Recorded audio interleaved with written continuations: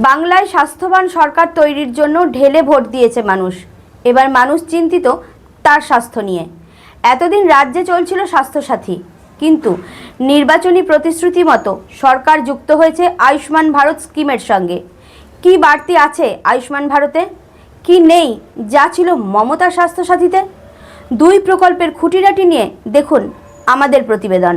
আমরা আয়ুষ্মান ভারতে যুক্ত হলাম এবং সংশ্লিষ্ট দপ্তর কেন্দ্রীয় স্বাস্থ্য দপ্তরের সঙ্গে প্রয়োজনীয় যে এগ্রিমেন্ট অন্যান্য যে বিষয়গুলি রয়েছে সেটা স্বাস্থ্য সচিব, মুখ্যমন্ত্রীর দপ্তরের উপদেষ্টা এবং মুখ্য সচিব মিলিতভাবে অতি দ্রুত সম্পন্ন করবেন। অর্থাৎ আজ থেকে মাননীয় প্রধানমন্ত্রীর ঘোষিত পশ্চিমবাংলার মানুষের প্রতি যে কমিটমেন্ট আজকে ভারতীয় জনতা পার্টির ক্যাবিনেট সেটা সম্পূর্ণ করল।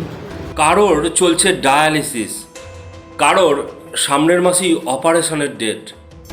অফিসিয়ালি পশ্চিমবঙ্গ সরকার যুক্ত হয়েছে কেন্দ্রের আয়ুষ্মান ভারত প্রধানমন্ত্রী জন আরোগ্য যোজনার সঙ্গে।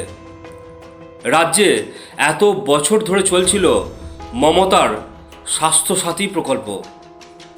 অনেকেই তাই বিভ্রান্ত, এবার কি হবে? স্বাস্থ্যসাথী প্রকল্প ছিল সবার জন্য, লাভ ওঠাতেন ধনী থেকে গরিব সকলেই। পেতেন পরিবার পিছু বছরে 5 লক্ষ টাকার চিকিৎসা সুবিধা।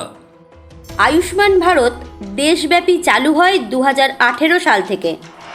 প্রকল্পের অন্তর্ভুক্ত হাসপাতালে পরিবার পিছু বছরে 5 লক্ষ টাকার ক্যাশলেস কভারেজ মিলবে। ভর্তির 3 দিন আগে থেকে অথবা ভর্তি হওয়া থেকে 15 দিন পর্যন্ত পুরো চিকিৎসা খরচ দেবে আয়ুষ্মান ভারত।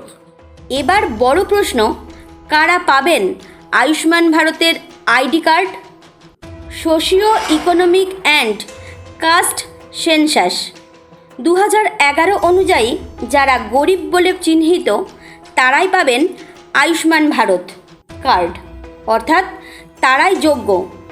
এক্ষেত্রে রুরাল ও আরবান দুটো ভাগ রয়েছে।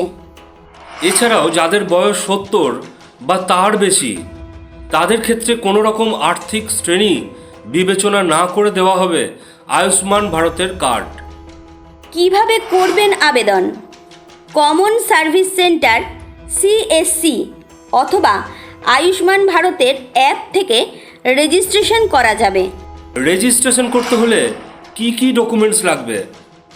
রেজিস্ট্রেশনের সময় লাগবে আধার এবং রেশন কার্ড। এই রকম আরও খবর দেখতে সাবস্ক্রাইব করুন রাজনীতি বাংলা। আপনার সাপোর্ট আমাদের মেরুদণ্ড।